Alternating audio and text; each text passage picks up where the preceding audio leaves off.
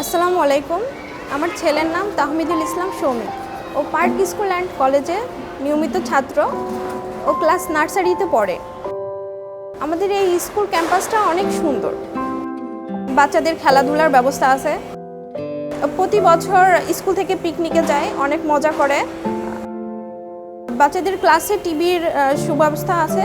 বাচ্চারা পড়াশোনার পাশাপাশি টিভি দেখে, টিচারদের সাথে খেলা করে। টিচাররা বাচ্চাদের সাথে খুব সুন্দরভাবে মিশে যায় এবং খেলার ছলে বাচ্চাদেরকে খুব সুন্দরভাবে পড়াটা বুঝিয়ে দেয়।